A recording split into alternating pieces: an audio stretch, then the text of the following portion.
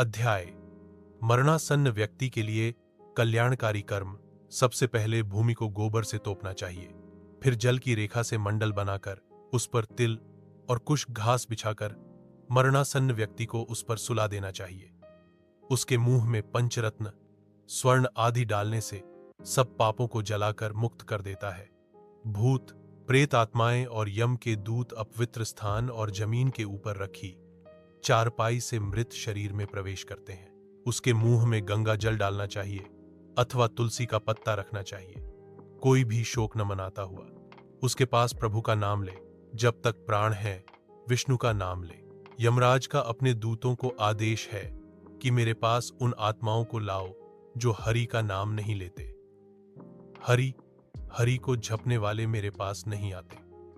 पापी मनुष्य जो नारायण को नहीं मानते, उनके कितने ही पुण्य कर्म उनके पापों को नहीं मिटा सकते। हे गरुड़, जाने या अनजाने में मनुष्य जो भी पाप करते हैं, उन पापों की शुद्धि के लिए उन्हें प्रायश्चित करना चाहिए। शास्त्रों में दशविधि स्नान, चिंद्रायन्ना व्रत, गौदान आदि का लेख किया गया है। यदि मनुष्य उनमें क्षमता के कारण सफल न हो रहा हो तो कम से कम चौथाई प्रायश्चित अवश्य करना चाहिए। तत्पश्चात हराम महादान, गौ, भूमि, तिल, स्वर्ण घी, वस्त्र, गुड़, रजत, लवण इनका दान करना चाहिए। यह पाप की शुद्धि के लिए पवित्रता में एक से एक बढ़कर है। यमद्वार पर पहुंचने के जो मार्ग बताए गए हैं वह अत्यंत दुर्गंधिक, मवाद, रक्त आदि से परिव्याप्त है। उस मार्ग में स्थित वैतरणी नदी को पार करने के लिए वैतरणी गौ, जो गौ सर्वांग में काली हो और जिसके थन भी काले हों, का दान करने चाहिए। यह सब उत्तम प्रकृति वाले ब्राह्मण को देना चाहिए। पद्मदान का महत्व छत्र, जूता, वस्त्र, अंगूठी, कमंडलू, आसन, पात्र और भोजन पदार्थ, यह 8 प्रकार के पद्मदान है। तिल पात्र, घृत पात्र, शैया तथा और जो अपने को इष्ट हो देना चाहिए। हे पक्षीराज, इस पृथ्वी पर जिसने पाप का प्रायश्चित कर लिया है, सब प्रकार के दान भी दे चुका है। वैतरणी गौ तथा अष्ट दान कर चुका है। जो तिल से पूर्ण पात्र, घी से भरा पात्र, शय्यादान और विधिवत पद दान करता है, वह नरक रूपी गर्भ में नहीं आता, अर्थात उसका पुनर्जन्म नहीं होता। मनुष्य स्वयं जो दान करता है, परलोक में वह सब उसे प्राप्त होता है, वहां उसके आगे रखा हुआ मिलता है। छत्र दान करने से मार्ग में सुख प्रदान करने वाली छाया प्राप्त होती है। पादुका दान से वह मनुष्य घोड़े पर सवार होकर सुखपूर्वक मार्ग पार करता है। जल से परिपूर्ण कमंडलू के दान से मनुष्य सुखपूर्वक परलोक गमन करता है। वस्त्र, आभूषण दान करने से यमदूत प्राणी को कष्ट नहीं देते। तिल सफेद, काले, भूरे के दान से मन, वाणी और शरीर से किए हुए पाप नष्ट होते हैं। सभी साधनों से युक्त शय्या दान से स्वर्ग लोक में 1 वर्ष तक इंद्रलोक के भोग भोगता है। इसके अतिरिक्त गौदान देते समय नांदा नांदा नाम के उच्चारण करने से वैतरणी नदी में नहीं गिरता। दुखद और बीमारी के समय तिल, लोहा, सोना, रुई का वस्त्र, नमक, 7 अनाज, भूमि का टुकड़ा देने से पाप कर्मों की शुद्धि होती है। लोहा दान करने से यम की नगरी में नहीं जाता।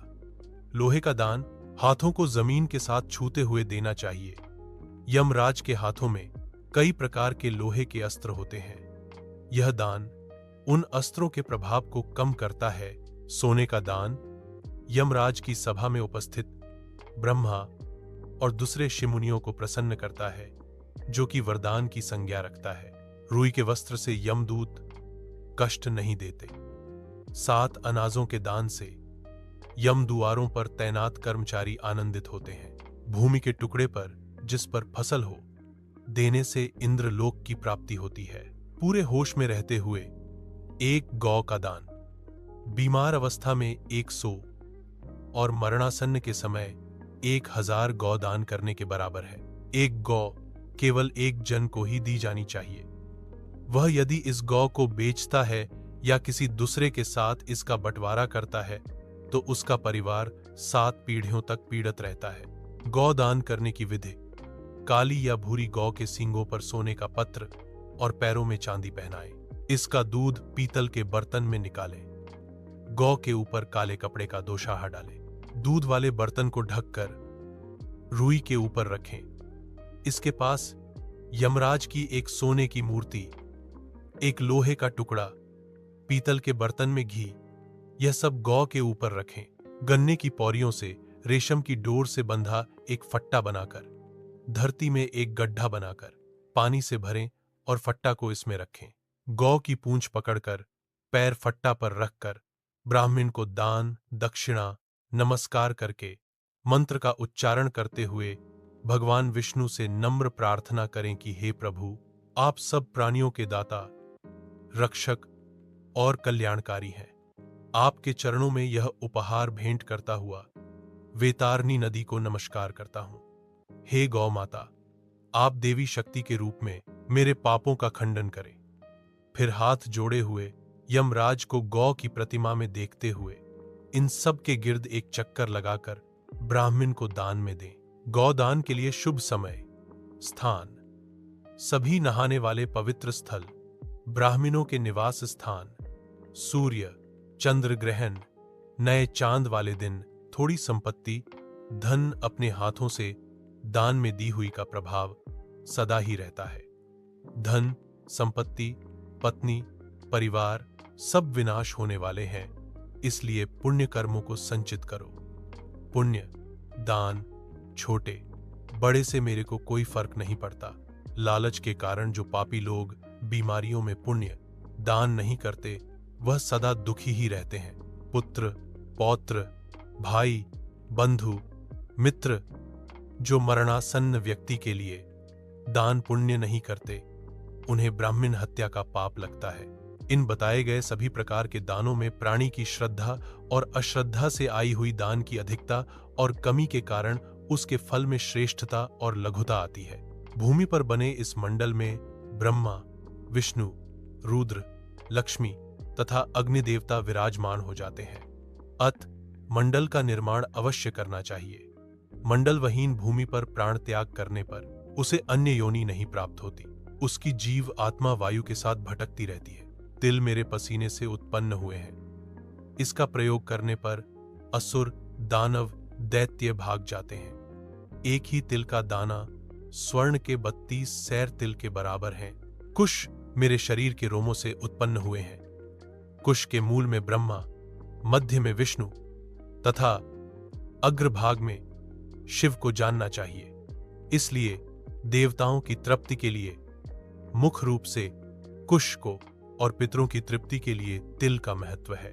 हे पक्षी श्रेष्ठ, विष्णु, एकादशी व्रत, गीता, तुलसी, ब्राह्मण और गौ, यह 6 दुर्गम आसार संसार में लोगों को मुक्ति प्रदान करने के साधन है।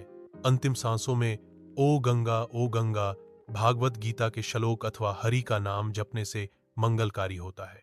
मृत्यु काल में मरणासन्न के दोनों हाथों में कुश रखना चाहिए। इससे प्राणी विष्णु लोक को प्राप्त होता है। लावनारस पितरों को प्रिय होता है अथवा स्वर्ग प्रदान करता है। उसके समीप तुलसी का पेड़, शालग्राम की शिल्ला सभी पापों को नष्ट करती है भी लाकर रखें।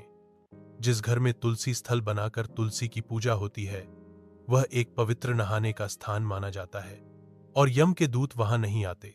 इसके बाद यथा विधान सूतकों का पाठ करना चाहिए। ऐसा करने से मृत्यु मुक्तिदायक होती है।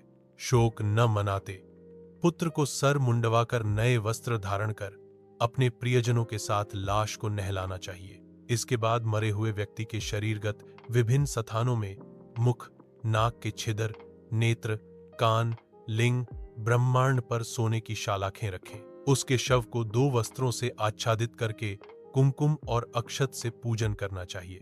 घर की बहुरानी और दूसरों को लाश की गिर्द चक्कर लगाकर उसे पूजन चाहिए और मरण स्थल पर चावल की खील, लाई अर्पित करना चाहिए। ऐसा करने से धरती माता और दिव्य शक्तियां प्रसन्न होती हैं। पुष्पों की माला से विभूषित करके उसे पुत्र, बंधुओं के साथ द्वार से ले जाया जाए। उस समय पुत्र को मरे हुए पिता के शव को कंधे पर रखकर स्वयं ले जाना चाहिए।